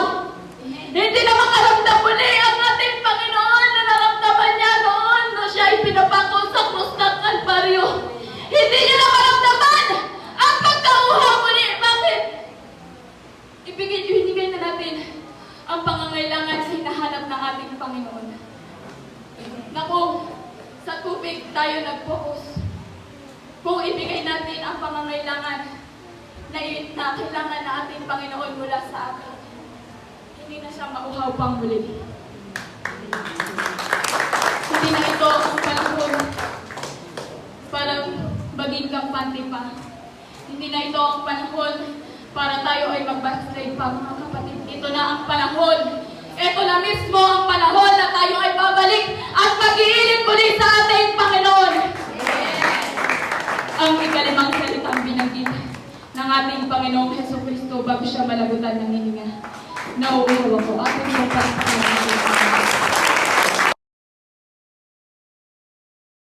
ika-anim na salita na sinabi ng Panginoon, "It is finished."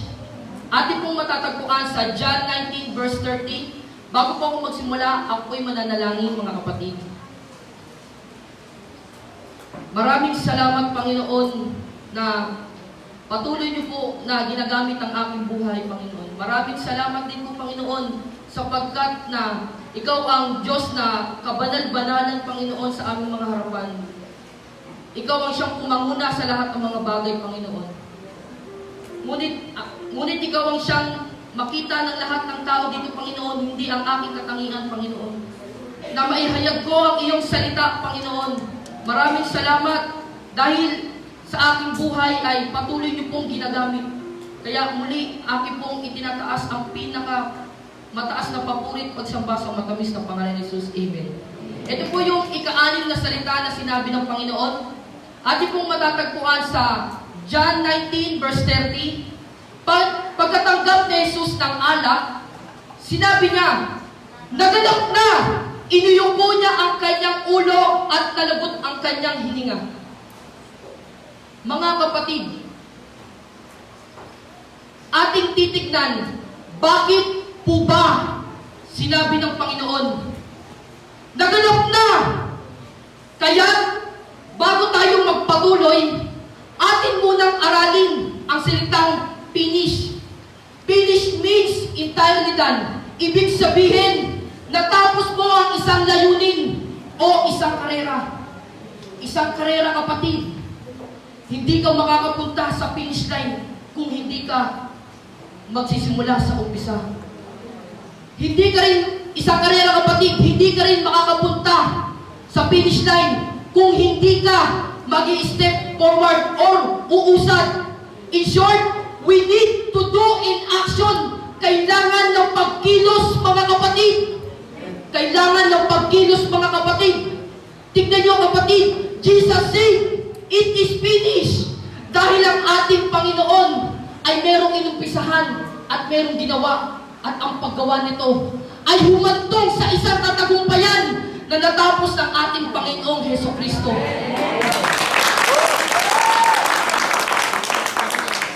Ano po ba ang ginawa ng Panginoong Hesukristo nung naririto siya sa mundong ito? Ating alalahanin o ating baliktadawin ng pansamantala, mga kapatid. Ano po ba ang ginawa ng Panginoong Hesukristo nung naririto siya sa mundong ito? We know, kapatid, na inalay at ginawa ni Jesus ang kalooban ng Amang nasa langit. Jesus finished His mission dahil naunawaan ni Kristo, kapatid. Naunawaan ni Kristo na ang kanyang layunin sa lupang ito ay matupad ang kalooban ng Amang nasa langit. At kanyang napagtagumpayan ang kalooban ng Amang nasa langit. At naunawaan ni Kristo kung ano ang kalooban ng Ama at voluntaryong inalay ng Panginoong Hesukristo ang kanyang buhay alang-alang lang sa ating mga kasalanan. Kaya mga kapatid, dito natin makikita kung ano ba ang ginawa ng Panginoong Hesukristo. Ang Panginoong Hesukristo ay sinunod ni Jesus ang kalooban ng Ama. At dito din natin makikita kung paano mag-obey ang Panginoon sa ating Ama. Sa panahon kasi natin, maraming nagrereklamo pagdating sa kalooban ng Diyos. Ang expect kasi ng mga tao ay puro pagpapala. Puro pagpapala na lang ba ang ating tatanggapin sa Panginoon? Maraming nagsasabi, maglilingkod ako sa Panginoon. Ngunit tumating sa kanilang mga pagsubok at problema. Nasaan na? Nawala na sila. Nawala na sila, mga kapatid. Kailangan pala sumunod muna tayo sa ipinag-uutos ng Panginoon upang sa ngayon, kung ano man ang ating hinihintay na pagpapala ay ibibigay ng Panginoong Hesukristo. Kaya mga kapatid, maging masunurin tayo sa ating Panginoong Hesukristo at huwag tayong maging pasaway.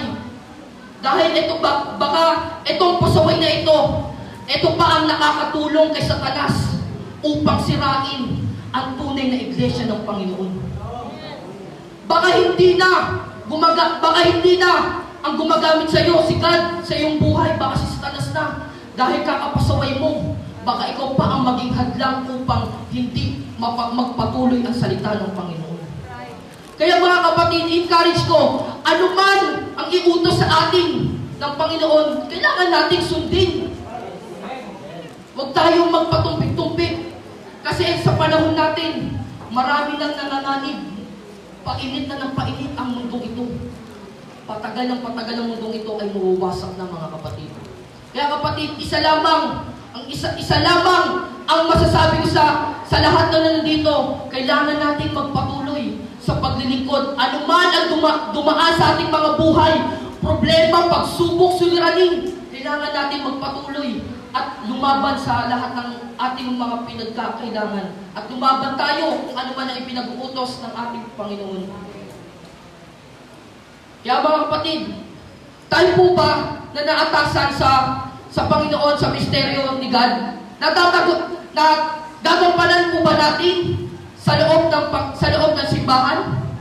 Kasi baka kakadisobey mo sa kakadisobey mo kay pastor, nagdi-disobey ka rin sa Panginoon. Kaya mga kapatid, sapagkat unting panahon na lamang ay darating ng ating Panginoong Hesukristo, kung hanggang ngayon ay nagpapasaway pa rin tayo, sigurado hindi tayo masasama. Dahil nasa iyo pa rin ang espiritong masuwaying. Kaya kapatid, I encourage mga kapatid, kaya ano man ang ating dinadaanan natin ngayon, alam ng Panginoon. Ngayon na nandito ka, alam ng Panginoon kung anong pinagdadaanan mo ngayon. Napaka-bless mga kapatid na nandito ka ngayon. Walang aberya, walang disgrasya. Nakaka-bless yan mga kapatid. Hindi lang puro pera ang ating tatanggapin dahil napaka-bless po mga kapatid na meron lagi tayong binibigyan tayo ng buhay hininga. At ganun, wala tayong kasakitan. Yung ibang mga kapatid, maraming nagkakasakit. Alam niyo kung saan? Sa ospital, maraming tumatawag. Nangangailangan ng Panginoon. Ngunit nung malakas sila, anong nangyari? Hindi sila naglingkod. Ngayon, nanghihina ang kanilang katawan. Maraming tumatawag sa ospital. Panginoon, pagalingin niyo ko. Ngunit hindi nakita sa kanila ang kalooban ng Panginoon nung sila'y malakas.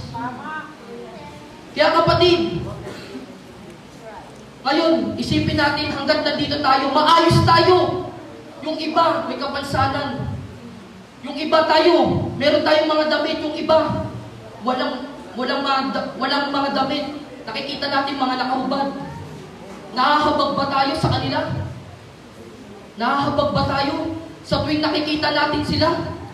Nabibigyan ba natin ng magandang mensahe ang mga tao sa labas? Baka hindi natin nagagampanan ang kalooban ng Panginoon, mga kapatid. Kung sigat nga kung sigat, sinabi ng Ama na ipagpatuloy mo ang aking kalooban, ipinakita niya ang kalooban hanggang siyang agang mamatay ang ating Panginoon. Dapat ganun din tayo, mga kapatid. Ipakita natin sa ibang tao ang ating pagmamahal sa kanila at ang mensahe na dapat na kanilang marinig ang magandang balita na ating Panginoong Hesukristo.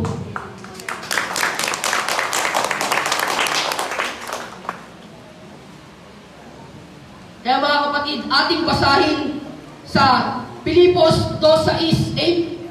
Kahit taglay niya ang kalikasan ng Diyos, hindi niya ipinagpilitang manatiling kapantay ng Diyos. Sa halip, kusa niyang binitawan ang pagiging kapantay ng Diyos at namuhay ng isang alipin. Ipinanganak siya bilang tao at nang siya'y maging tao, nagpakumbaba siya at naging masunurin hanggang kamatayan. Maging ito man ay kamatayan sa krus. Kung sigad nga binitawan niya ang pagiging Diyos para lang sa atin. Makasama niya lang tayo, kapatid. Isipin natin ang ginawa ng Panginoon nung namatay siya sa krus. Nagpakumbaba siya, kapatid Nagpakumbaba siya. Masakit isipin, mga kapatid, na inalay ng Panginoon ang kanyang buhay. Ngunit tayo ba'y nakakasunod sa ipinag-uutos ng Panginoon? Kung tayo nakakasunod sa utos ng Panginoon, okay yan. Very good yan. Ngunit kung hindi tayo nakakasunod sa utos ng Panginoon, malaking kalapastanganan sa mata ng Panginoon. Kaya kapatid, ngayon pa lamang, kung ano man ang ginawa ng Panginoon, dapat ganun din ang gawin natin. Maraming hadlang, maraming discouragement. Huwag tayong discouragement sa ating mga kapatiran. Mag-focus tayo. Kanino pa tayo naglilingkod? Hindi sa tao, kundi sa Diyos tayo naglilingkod. Marami talaga ditong attention dahil nasa mundo tayo, sa mundong ito. Nandito pa si Satanas, mga kapatid. Maraming mga bagay na ibibigay sa iyo ni Satanas upang madaya ka. Para hindi ka magpatuloy sa utos ng Panginoon, hindi ka magpatuloy sa kalooban ng Panginoon. Kaya kapatid, magpalakas tayo. Sa bawat isa, maghihinaman tayo, ngunit ang ating espiritual ay lumalakas. Minsan kasi, mabilis agad tayo magsabi, mahal kita, Panginoon. Mahal kita, Panginoon. Ngunit dumating sa kanilang buhay, ang problema, pagsubok, suliranin. Maraming tumalikod at hindi nanatilig. Kung sinabi nilang, mahal kita, Panginoon. Ngunit ang Panginoon, nagpakabago sa krus na dapat tayo magagawa nun. Maraming mga tao nagpakasasa sa kasalanan. Lalo kapatid, kung nauunawaan natin ang ginawa ng Panginoon sa atin, napaka-bless mga kapatid. Dahil isa tayo na binigyan ng kaligtasan. Kaya kapatid, maraming magsasabi dito mga kapatid. Dapat hanggang ngayon mga kapatid. Kung nagsasabi ka ng mahal kita, pagkakalit mo sa Panginoon. At hindi lang dapat sa salita.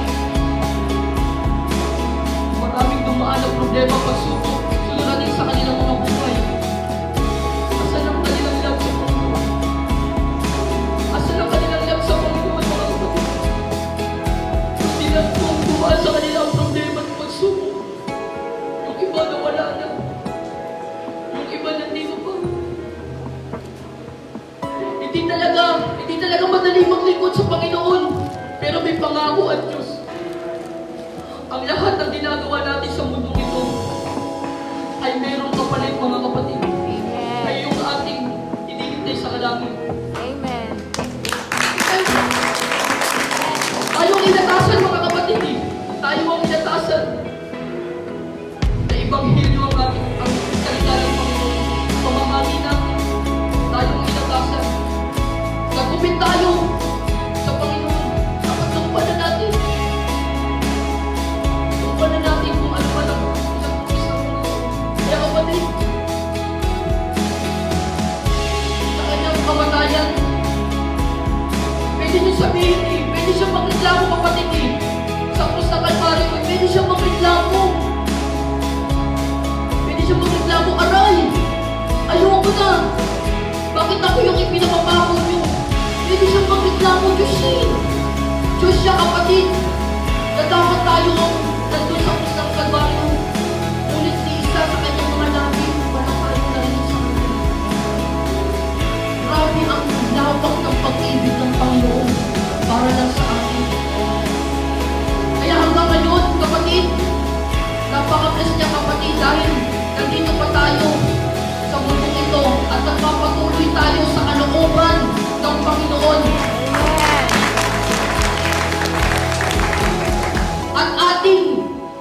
At ating ibigay sa Panginoon ang lahat ng bigat ng nararamdaman natin. Dahil yun ang sinabi niya, ang lahat ng bigat ng nararamdaman natin ay ganyang papagaan niya. Kapatid, encourage ko sa inyo na magpatuloy lang tayo sa lahat ng bagay.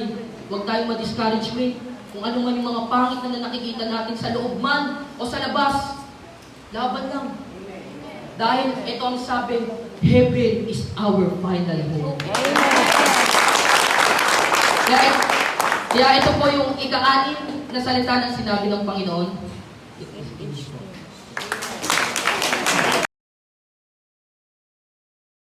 At makapangyarihan sa iyong trono sa langit, Ama, kami po ay lumalapit sa iyo.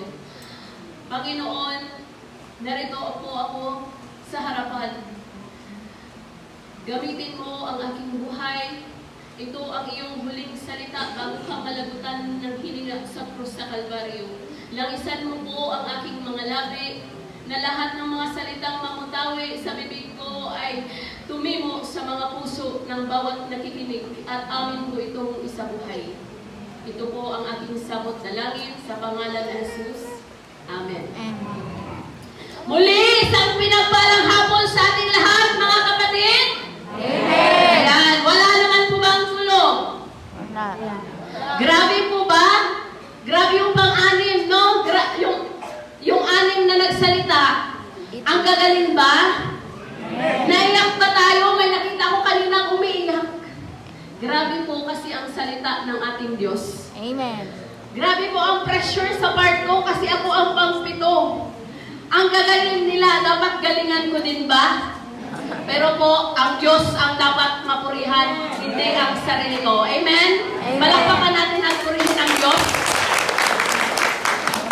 Ang pangpitong salita ng ating Panginoong Hesukristo bago siya nalagutan ng hininga. Ito po, Father, into thy hands I commit my spirit. Na matatagpuan po sa Lucas, Kapitulo 23, versikulo 46, nang sinasabi, sumigaw ng malakas si Jesus, Ama! Sa iyong mga kamay, ipagkakatiwala ko ang aking espiritu.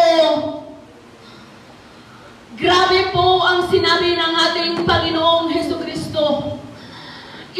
Nag-ipon siya ng lakas. Ikaw kaya ang ipago doon sa krus na lahat ng iyong dugo ay dumadanak. Nag-iipon ka ng lakas para lang masabi mo, Ama, sa iyong mga kamay, ipagkakatiwala ko ang aking espiritu. Bakit ito nasabi ng ating Panginoong Hesukristo? Pwede naman siyang magsabi sa sarili niya dahil Diyos siya. Tama po? Pero bakit sinabi niya, Ama, sa iyong mga kamay, ipagkakatiwala ko ang aking espiritu? Dahil gusto ng Diyos na meron din tayong susundin. Kung ginawa niya, dapat gawin din natin. Tama po? Merong tatlong bagay na gustong ipabatid sa atin ng ating Panginoong Hesukristo. Gusto niyang maparating. Bakit niya nasabi itong mga salitang ito bago man lang siya malagutan ng hininga? Unang word po na gusto niyang iparating sa atin, the word is sonship. Pag sinabi natin sonship, ang relasyon ng isang anak sa ama. And I will focus on the word Father. Ama! Bakit Ama ang sinabi ni Jesus Christ? Bakit? Anong meron sa Ama? Anong meron? Lahat ba dito? Marami bang mga tatay dito? Pakitaas po ng kamay lahat ng mga tatay. Pag sinabi kasi natin Ama, merong authority. Tama po? Pag sinabi natin Ama, merong pagkukontrol, merong security. Tama po? Wala pong ama na gustong mapahamak ang kanyang anak. Noong time na si Jesus Christ ipinako sa krus sa Kalbaryo at sinabi niya, Ama, ano kaya ang naramdaman ni God the Father noong time na yon? Ano kaya na nakikita niya ang kaisa-isa niyang anak, na nakikita niya ang kaisa-isa niyang anak, pinakamamahal niyang anak? Doon, nakapako, para sa iyo, para sa akin, para sa atin, para tayo po ay malinis sa ating mga kasalanan. Noong time na yun, ano kaya ang nararamdaman ng ama? Malamang ang naramdaman niya, sobrang hinagpis niya. Bakit? Nakikita niyang nasasaktan ang kanyang anak. Ikaw na ama, pag nasasaktan ng iyong anak, Makakaya mo bang tingnan? Malamang hindi. Dahil walang ama na gustong masaktan ng kanyang anak. Kahit pa nga ipakagat sa lamok, ayaw ipakagat. Tama po? Dahil ganyan po ang kamahal ng ama ang kanyang anak. Ganon din ang God the Father. Mahal na mahal niya si Jesus Christ. Pero bakit? Ang sabi ni Jasmine kanina, pinabayaan. Nung tumawag si Jesus Christ Ama, pinabayaan ba siya? Yes, dahil sa iyo at sa akin, dahil sa ating mga kasalanan. Pag sinabi nating sonship, relasyon, may relasyon si Jesus Christ sa Ama. Pinakamamahal na anak. Pangalawang word po na gustong iparating sa atin ng ating Panginoong Hesukristo. The word is sovereignty. And I will focus on the word. Into thy hands. Father, into thy hands. Bakit po sa mga kamay? Anong meron sa kamay? Pwede namang, Father, into thy shoulder. Father, into thy bosom. Pwede namang, Father, into thy lap. Bakit anong meron sa kamay ng Diyos? Bakit ito nasabi? Pag sinabi natin mga kamay, meron pong pagkukontrol. Kaya kang hawakan ng ating Panginoon. Kaya kang hawakan ni God the Father. Pag sinabi natin kamay, meron pong security. Halimbawa, ikaw ito, nasa kamay ka ng Diyos. Meron kang security. Walang makakaagaw sa'yo sa kamay ng Panginoon. Walang makakaagaw sa'yo sa kamay ng Panginoon. According to John 10:28, no one can pluck you out in my Father's hands. No one can pluck you out in my hands. Yun ang sabi ni Jesus. Gaya din po sa atin, tayong mga ama, na ang ating anak habang kasama natin, hahawakan natin ng mabuti. Dahil kapag hindi ka nakahawak sa iyong anak, pwede kang mapahamak, pwedeng mapahamak ang iyong anak. Kapag hindi ka nakahawak sa iyong anak, pwede siyang mawala, at pwede siyang makidnap, pwede siyang mapahamak. Ganoon din tayo kapag nasa kamay tayo ng Diyos, hindi tayo mapapahamak. Dahil according to Hebrews 10:13, kakilakilabot ang mahulog sa kamay ng Diyos. Grabe po mga kapatid. Ganun pala. Bakit sinabi ng Diyos, Father, into thy hands?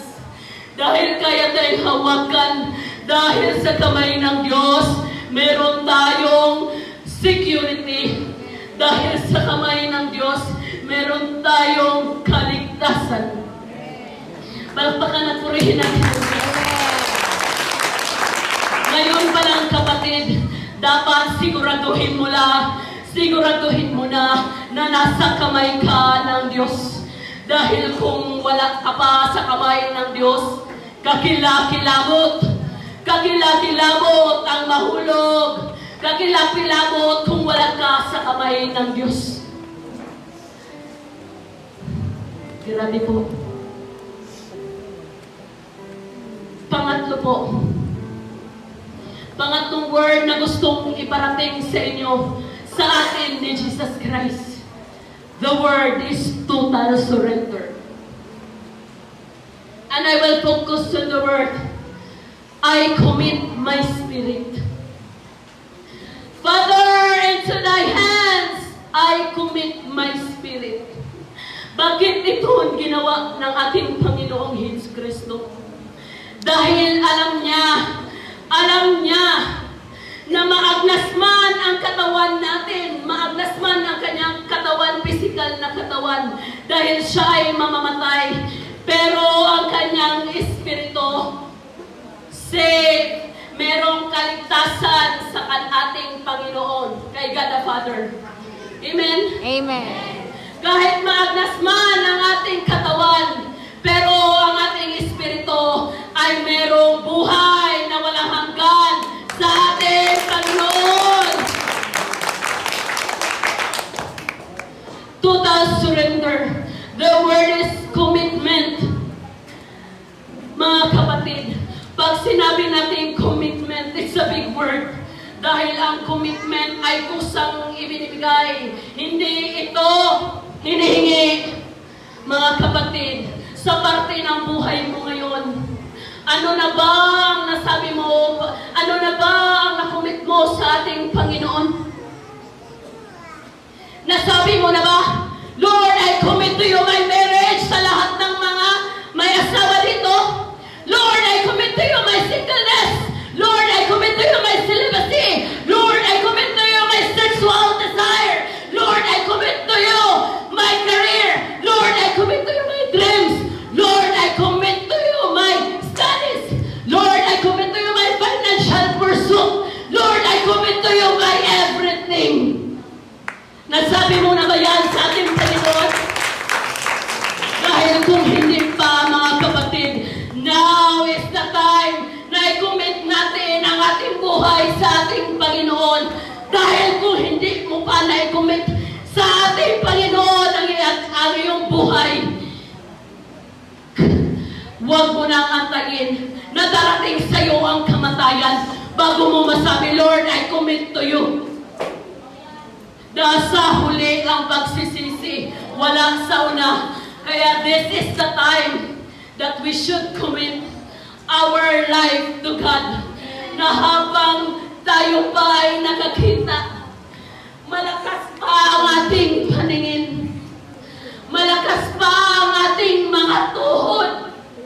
Malakas pa ang ating mga kamay. At malakas pa ang ating mga katawan. Ipagamit natin ang ating buhay sa ating Panginoon. Kailan mo pa ipagamit? Kung ikaw ay bibigyan na ng sakit na cancer, kung ikaw pa ay bibigyan ng stroke, huwag mo nang antayin, mga kapatid. Habang buhay ka pa, habang may physical ka pa na lakas, ipagamit natin, i-commit natin ang ating buhay. I-commit natin ang ating buhay sa ating Panginoong Jesucristo. Amen. Kaya po ito nasabi ni Jesus Christ, Father, into thy hands I commit my spirit. Ang mga kamay, maraming kamay, ang bumugbog kay Jesus. Maraming kamay ang naglatigo sa Kanya. He is like a rose trampled on the ground. Tinapagtakakan, mga kapatid. Tinapagtakakan ng ating Panginoong Jesucristo para sa iyo, para sa akin, para sa ating lahat, para sa ating kasalanan. Hahayaan mo ba? Ginawa niya na ang kanyang parte para sa iyo at para sa akin. Now is the time na gawin mo din ang parte mo para sa ating Diyos. Now is the time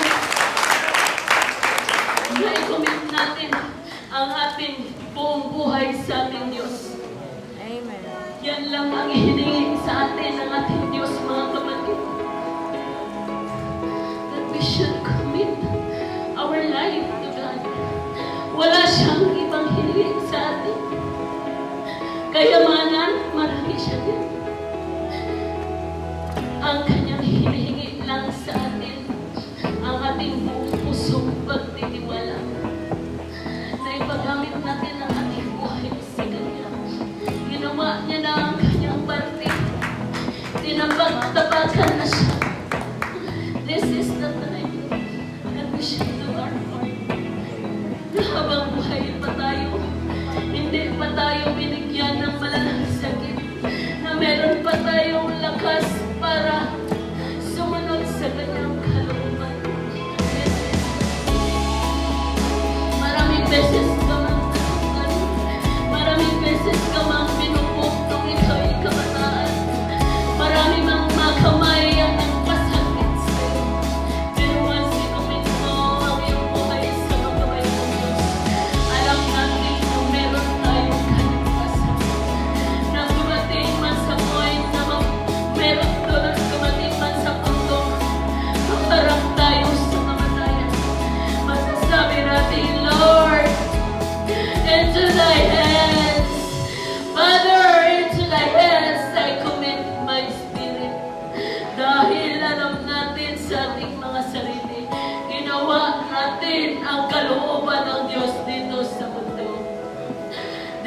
the time. Kung hindi mo pa nagagawa ngayon, magdesisyon ka na. Today is the day of your salvation. Hindi bukas, hindi sa susunod na araw, hindi sa susunod na buwan, hindi sa susunod na taon,